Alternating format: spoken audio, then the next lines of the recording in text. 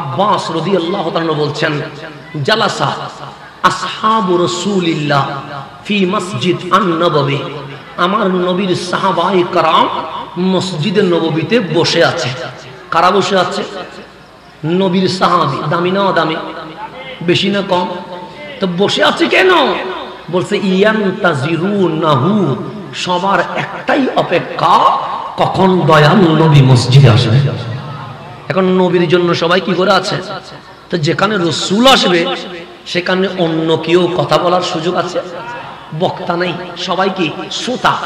এখন আমি ধরেন এশারের পর আসার কথা, কিন্তু আমি আসি নাই।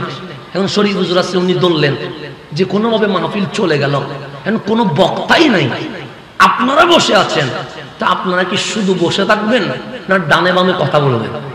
স্বাভাবিক ডানে বামে একটু কথা বলবো, কারণ মানুষ এমনি বসে থাকবে না। সাহাবায়ে কেরাম রাসূলের জন্য অপেক্ষায় অপেক্ষমান, কখন নবী আসবে, কিন্তু রাসূল এখনো আসে নাই। তো ডানে বামে একটু কথা চলছে। সৈয়দুনা আব্বাস বলে, আমি দেখলাম রহমতুল লিল আলামিন এমন ভাবে আসতেছেন যেন পায়ের আওয়াজ কেউ না শুনে। নবীজি এসে পিছনে এমন ভাবে দাঁড়ালেন যেন কেউ না দেখে। কেন? নবীর ইচ্ছা সাহাবায়ে কেরাম কি বলে সে নবী নিজের কানে শুনবে। যেমন আমি বক্তব্য রাখছি, আপনারা শুনছেন, শুনছেন কারা? কিন্তু আপনাদের কথা কি আমার শোনার সময় হচ্ছে?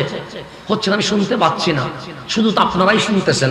যেমন আমি ডেলি 2-3টা মাহফিল করলে শুধু আমি বলি, কিন্তু মানুষ তো আমাকে ওদের মনের কথা আমাদেরকে বলতে পারছে না, কারণ এসেই আমাকে আরেকটা মাহফিলে যাওয়া কি করতে হয়, টেনশন নিতে হয়। যেমন আমি এখান থেকে চলে যাব আরেকটা মাহফিলে বলখালিতে, সেখান থেকে চলে যাব ময়মনসিংহ শেরপুরে কালকের মাহফিলে। তা আমার আর কোনো বিরতি আছে? নাই। কোথায় ঘুম, কোথায় আমার খাওয়া দাওয়া, কোনো রুটিন নাই। আমাদেরকে এইভাবে চলতে হয়। তো এখন আমি যে আপনার কথা শুনবো ওই সময়টা আমার হচ্ছে না। কিন্তু আপনার নবী তো এমন রহমতুল লিল আলামিন, আমার নবী বলে সাহাবীরা শুধু আমার কথা শুনবে।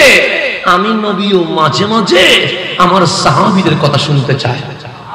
রাসূল পিছনে দাঁড়িয়ে আছেন, কারণ সামনে আসলে সাহাবীরা আর কথা বলবে না। কেমনে কথা বলে? নবী আসলে ওনাদের আদব এমন, এমন ভাবে বসে যায়, এভাবেও নড়ে না, এভাবেও নড়ে না। পাখি এসে গাছ মনে করে বসে, কিন্তু নবীজির সাহাবীদের কোনো নড়াচড়া নাই। পাখি বসে আছে কোথায়? মাথায়, কিন্তু খবরও নাই যে মাথার উপর কি বসে আছে। আমাদের গায়ে যদি তালাভক্ত একটা বসে, আমরা লাফ মারি উঠবো। কথা ঠিক না?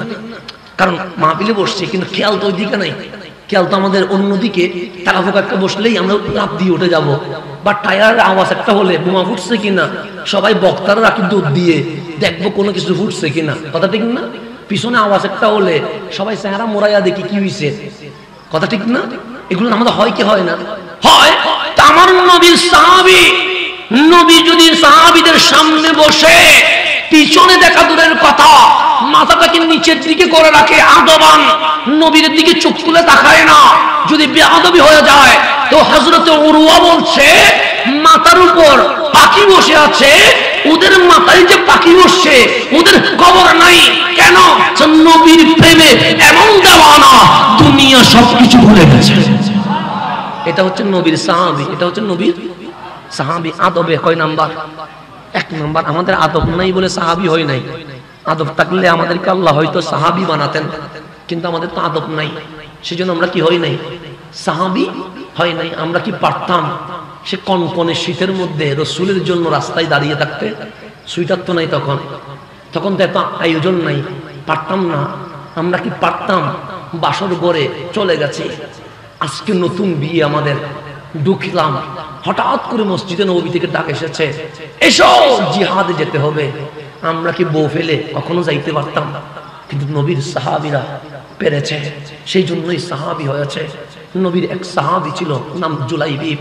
আজকে ফিলিস্তিনে আমরা মার খাই, আজকে আমাদের মসজিদে আকসা অন্যরা দখল করতে চায়। আজকে আমরা বসে আছি, ফিলিস্তিনের মানুষ বিশ্ব মুসলিমকে দেখেছে, কিন্তু বিশ্ব মুসলিম আপন তামাশায় রয়ে গেছে। এখন কান্না করে করে বলছে, মাহাদি আমরা আপনার সৈনিক হওয়ার জন্য প্রস্তুত আছি। বিশ্ব মুসলিম তো আমাদের দিকে তাকায় নাই, অন্তত আপনি মাহাদি এসে আমাদেরকে উদ্ধার করেন। কি আর বলবে, আর তো কিছু বলার নাই, কারণ আমরা তো নিমুখ হারাম হয়ে গেছি। তো জুলাইবিবের কথা বলছি, আমার নবীর সাহাবীদের মধ্যে দেখতে সুন্দর নয় জুলাইবিব, পায়ে কোনো জুতা নাই, কারণ টাকা কোথায় জুতা কিনবে, কাপড়গুলো ছেঁড়া। তো গরিব মানুষ, যেমন আমরা জুমার নামাজ পড়ি, অনেক সময় ভিক্ষুক আসে না, আসে, তো ভিক্ষুক প্রতি সপ্তাহে দেখি, কিন্তু আমি যদি জিজ্ঞেস করি এই ভিক্ষুকের নাম কি, বলতে পারবেন? প্রতি সপ্তাহে দেখি, কিন্তু কেউ ভিক্ষুকের নাম জিজ্ঞেস করে না। কেন? কারণ সে গরিব মানুষ, অসহায় মানুষ, এক বেলা খাইলে দুই বেলা খাই না, আমার কোনো উপকারে আসবে, তো তার নাম জিজ্ঞেস করে আমি কি করব? অথচ প্রতি সপ্তাহে ওকে দেখি, কিন্তু ওর নাম জিজ্ঞেস করার ওই সময় আমাদের হয়। তো জুলাইবিও সবচেয়ে গরিব ছিল, দেখতে সুন্দর নয়, বিশ্রী ছিল, কাপড়গুলো ছেঁড়া ছিল, এক বেলা খাইলে তিন বেলা খাওয়ার কোনো খবর নাই। মসজিদে নববীর কোনায় জীবন কাটিয়ে দিচ্ছে। ওনাদের খাওয়া, ওনাদের বর্ষা, ওনাদের আনন্দ হচ্ছে আমার দয়াল নবীর চেহারা। আমার নবীর এখন রাসূল প্রতিদিন খুতবা দিতে আসে, মানে মাহফিল করতে আসে, তাফসীর করতে আসে, মাসআলা বলতে আসে, কিন্তু জুলাইবিব সবার সাথে বসে না, এক কোনায় একলা বসে থাকে। কারণ দেখতে সুন্দর নয়, কাপড়গুলো ছেঁড়া, জুতাও পরার মতো জুতা নাই, এক বেলা খাইলে দুই বেলা খায় না। ভিক্ষুক গরিবের খবর আর কে রাখে? সেজন্য জুলাইবিব যেহেতু গরিব, সবার সাথে মিশে না, এক কোনায় বসে থাকে। কিন্তু আমরা ভিক্ষুকের নাম জিজ্ঞেস না করলে কি হয়েছে, আমরা গরিবের খবর না রাখলে কি হয়েছে, কিন্তু আপনার নবী তো রহমতুল্লিল, ওই নবী তো গরিবের খবর রাখে, রাখে কি রাখে না? রাখে। একদিন রাসূল আসলেন, মাহফিল শুরু করলেন, সাহাবায়ে কেরাম নবীর সামনে বসা, এখন নবীজি তাফসীর করছে, হঠাৎ কোনার দিকে খেয়াল করলেন, জুলাইবিব বড় মোহাব্বত নিয়ে নবীর দিকে তাকিয়ে আছে। আমার রাসূল বলেন, সাহাবী ওই আমার জুলাইবিব, ওটা কার? আমার জুলাইবিব তোমরা কি চিনো? আমরা চিনি না। আমরা কি করি না?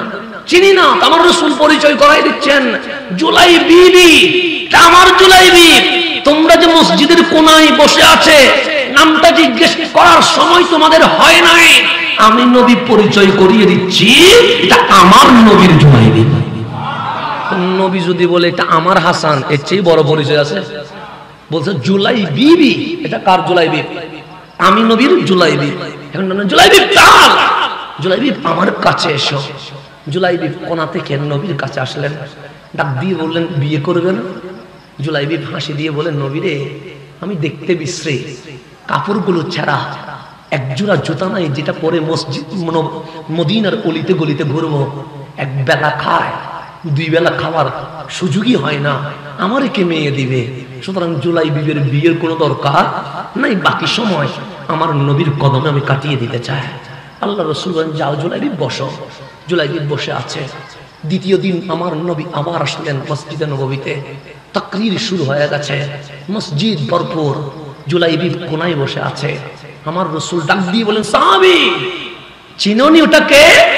সবাই আবার বললেন, আল্লাহু ওয়া রাসূলুহু আলাম, আল্লাহ এবং রাসূলই জানে, আমরা চিনি না। আমার নবী বলেন, এটা আমার জুলাইবিব। আবার ডাকলেন, জুলাইবিব এদিকে এসো। সাইয়্যিদুনা জুলাইবিব আসলেন, ডাক দিয়ে বললেন, জুলাইবিব বিয়ে করবা না?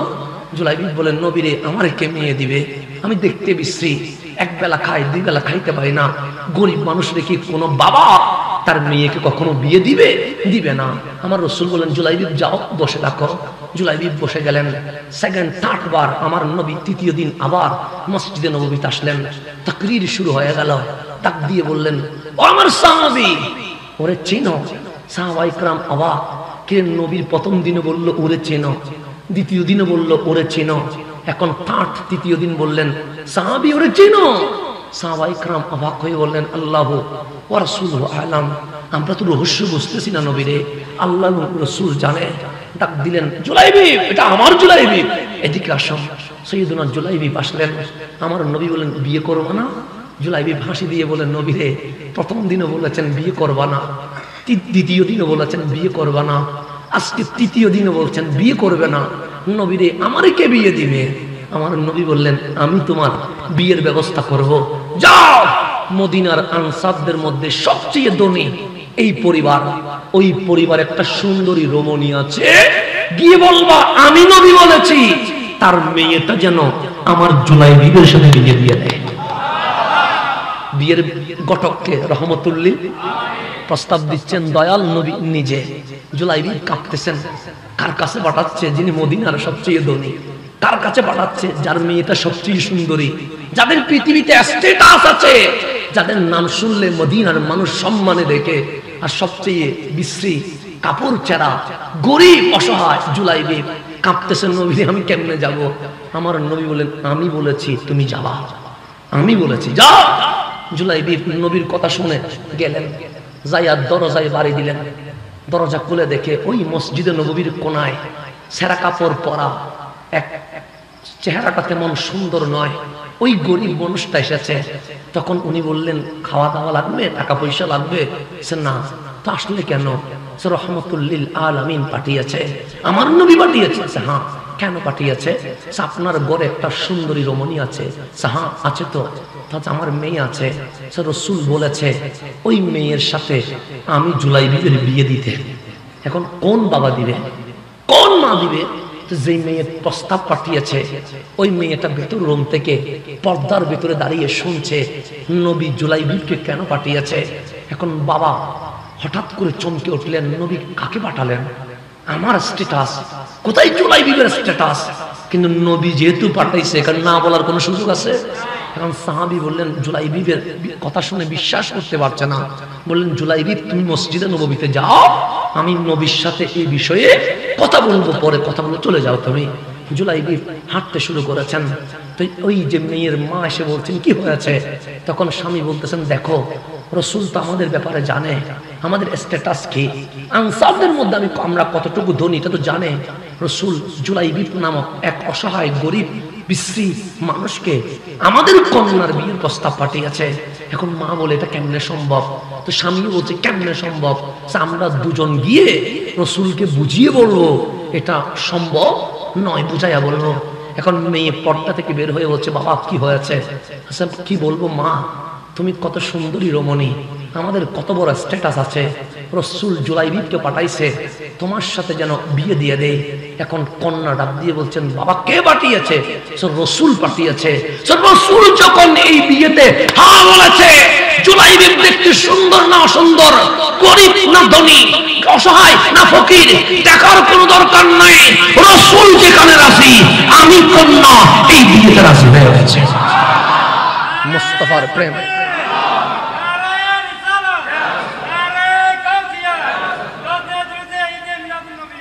মুস্তাফার প্রেম, প্রেম কারে কয়?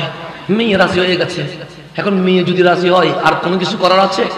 মেয়ে বলছে, বাবা বলছে, মা তুই জানিস না, জানার দরকার নাই, দেখতে কিরকম সেটা জানার দরকার নাই, সুন্দর দেখার দরকার নাই, পায়ে স্যান্ডেল আছে না নাই তা দেখার দরকার নাই, কি খায়া জীবন ধারণ করে এটা আমার বাবার দরকার নাই, আমার রসুল প্রস্তাব পাঠিয়েছে, এর চেয়ে দামি স্বামী এই জমিনে আর হতে পারে না। আমি না দেখে আমার কামলিওয়ালার প্রস্তাবে রাজি হয়ে গেছে।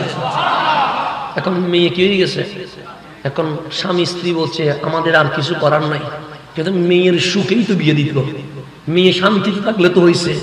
মেয়ে যখন রাজি, রসুল যখন রাজি, এতে আমরা স্বামী স্ত্রী আর না বলার কোনো সুযোগ নাই। গেছে রহমতুল্লিল আলামিনের দরবারে, ডাক দিয়ে বললেন, নবী রে, আপনি যখন প্রস্তাবটা পাঠিয়েছেন মনে একটু কষ্ট পেয়েছিলাম, কারণ আমাদের অবস্থান আর জুলাইবিবের অবস্থান আকাশ পাতাল ব্যবধান, কিন্তু আমাদের মেয়ে আপনি নবীর প্রেমে ফানা হয়ে গেছে, আমাদেরকে ঈমান কারে বলে শিখিয়ে দিয়েছে, কন্যা রাজি হয়ে গেছে। নবী বলে, কন্যাও যখন রাজি, জুলাইবিবও যখন রাজি, আমি নবী নিজে আত্মহরায়া দেব। আব্দ হয়ে গেছে, বিয়ে হয়ে গেছে। এখন জুলাইবিবের কি কোনো ঘর বাড়ি আছে? নাই। শ্বশুর বাড়িতে সুন্দর করে বাসর ঘর সাজানো হয়েছে, ফুল দিয়ে লাইটিং করে, সেই জামানায় যেরকম সারাক দিয়ে ল্যাম্প দিয়ে লাইটিং, ওরকম লাইটিং করে সুন্দর করে ফুল সজ্জার বিছানা করা হয়েছে। জুলাইবিবের গায়ে এখনো শেরওয়ানি, মাথার মধ্যে পাগড়ি, গলার মালা। এখন নিজের শ্বশুর আর শাশুড়ি বলছেন, বাবা তোমাদের বাসর ঘর রেডি হয়ে গেছে, যাও ভিতরে। জুলাইবি ভেতরে ঢুকে বিছানায় বসলেন। এখনই মাত্র স্ত্রীর চেহারার দিকে তাকাবেন, কারণ বিয়ের আগে তাকানোর কোনো সুযোগ হয় না, আদ্য হয়েছে আজকে।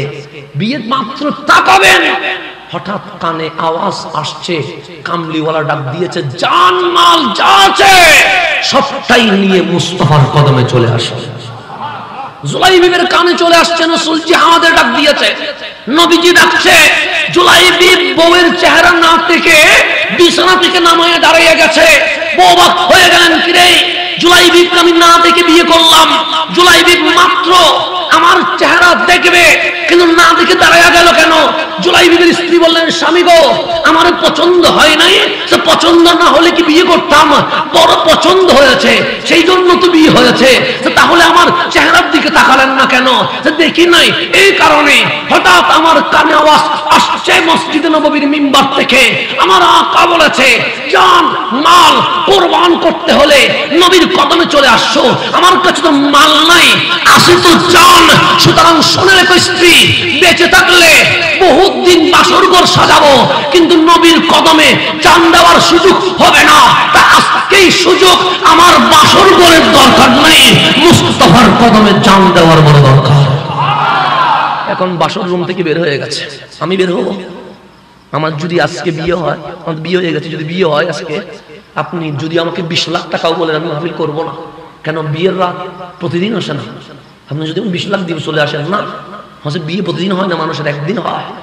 জুলাইবি বাসর ঘর থেকে দরজা খুলে ফেলেছে। শ্বশুর বললেন, আইনা তাযহাব, জুলাইবি যাচ্ছ কই? আমি মসজিদে নববীর দিকে যাচ্ছি। কেন?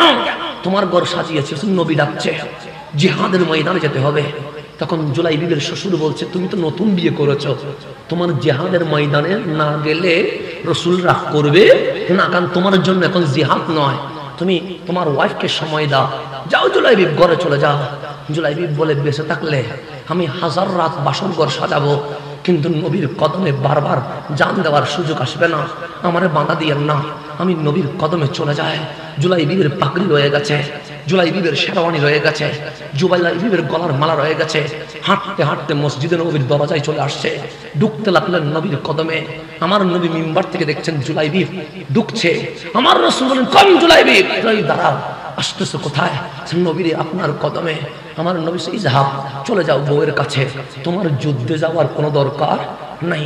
হঠাৎ করে বসে গেছে, 2 জন হয়ে বসে বলছেন, ইয়া রাসূলুল্লাহ যদি আজকে পাঠিয়ে দেন তাহলে মনে করব জুলাইবিব নবীর কদমে কবুল হইতে পারে নাই, তাই আপনি ফেরত পাঠিয়েছেন, তাই জুলাইবিবকে বউয়ের কাছে পাঠিয়ে দিয়েছেন। আমি যদি বেঁচে থাকি 1000 বার আমি বাসর ঘর সাজাবো কিন্তু নবীর কদমে জান দেওয়ার কোনো সুযোগ আসবে না, সুতরাং আমাকে নিয়ে যেতে হবে। রাসূল দেখলেন জুলাইবিব ইশকে রাসূলে ফানা হয়ে গেছে। আমার নবী বললেন, চলো। ওই শেরওয়ানি, ওই পাগড়ি, ওই গলার মালা নিয়ে জিহাদে চলে গেছে। যুদ্ধ চলতে লাগলেন, যুদ্ধে মুসলমান বিজয় হয়ে গেছে। যে যারে চিনে তার ওই শহীদ লাশ নবীর সামনে আনতে শুরু করেছে। নবীজি দেখতে লাগলেন, সবার লাশ এসে গেছে। সাহাবায়ে কেরাম বললেন, নবীরে জানাজা পড়ায়া দেন, এই মানুষগুলো আজ ইসলামের জন্য শহীদ হয়ে গেছে। তা আমার রাসূল ডানে তাকায়, বামে তাকায়, সামনে তাকায়। সাহাবায়ে কেরাম বলেন, নবীরে যাদেরকে আমরা চিনি সবার লাশ তো আপনার সামনে নিয়ে আসছি, কারে খোঁজেন? নবীর চোখ দিয়ে পানি বের হয়ে বলছেন, আইনা জুলাইবিবি, আইনা জুলাইবিবি, আমার জুলাইবিবের খবর তোমরা রাখো নাই, আমার জুলাইবিব কই, আমার জুলাইবিব কই? আমার নবী নিজেই জুলাইবিবকে খুঁজতে লাগলেন। দেখলেন 7 জন মুশরিকের লাশের পাশে জুলাইবিবের লাশটা শুয়ে আছে। রাসূল কান্না কান্না করে দিয়ে বললেন, জুলাইবিব 7 মুশরিকরে মাইরা শেষে তুমি নিজে শহীদ হয়ে গেলা। জুলাইবিবের লাশ মোবারক বুকে নিয়ে আমার রাসূল বললেন, উম্মত শোনো, জুলাইবিব মিন্নি ওয়া আনা মিন জুলাইবিব, জুলাইবিব আমার থেকে, আমি নবী জুলাইবিব থেকে। জুলাইবিব আমার বলে আমার নবী বুকে নিয়ে চোখের পানি ছেড়ে দিয়েছে। ওই দিনের জুলাইবিব যদি আজকেও একটা জুলাইবিব যদি উঠে যেত, সুতরাং কসম ফিলিস্তিনের মসজিদে আকসা একদিনে বিজয় হয়ে যেত।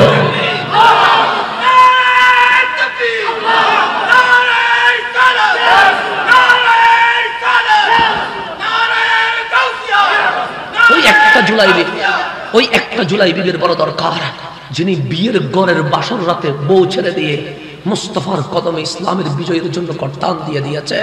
আজকে তো আমরা নিজের বউয়ের জন্য যুদ্ধের ময়দানে নামি না, সংসারের জন্য, টাকার জন্য, ব্যবসার জন্য, বিজনেসের জন্য, দুনিয়াতে 2 দিন বেশি দেখার জন্য আজ মসজিদে আকসার জন্য আমরা নামি নাই। সেই দিনের জুলাইবিব যদি থাকতো, সেই দিনের বেলাল যদি থাকতো, সেই দিনের যদি সালমান ফারসি থাকতো, সেই দিনের আবু বকর, ওমর, ওসমান, আলী যদি থাকতো, সেই দিনের খালিদ বিন ওয়ালিদ যদি থাকতো, আজকে মুসলিম বিশ্বকে ফিলিস্তিনের মুসলমান ডাকতে হইতো না, মুসলমানদের বিজয় এমনিতেই চলে আসতো। কিন্তু আমাদের ভাগ্য খারাপ, জুলাইবিব আমাদের নাই। সেই জন্য মাওলার দরবারে দোয়া করেন, মাওলা যেন এই জামানে একটা জুলাইবিব দান করে। মাওলার দরবারে দোয়া করেন, এই জামানে একটা খালিদ বিন ওয়ালিদ যেন আল্লাহ দিয়ে দেয়। মাওলার দরবারে দোয়া করেন, আল্লাহ যেন এক সালাউদ্দিন আইয়ুবের মাধ্যমে মসজিদে আকসা আমাদেরকে আবার ফেরত দিয়ে দেয়। এটা দোয়া করতে হবে, কথা ঠিক কিনা? আমরা ফিলিস্তিনে যেতে না পারলেও দোয়া তো করতে হবে, আমাদেরকে মোনাজাত তো করতে হবে। তাদের পাশে অন্তত আমাদেরকে পাশে আছে এটা তো বুঝিয়ে দিতে হবে। রব্বে করিম মুসলমানদেরকে এক হওয়ার জন্য তৌফিক দান করুন।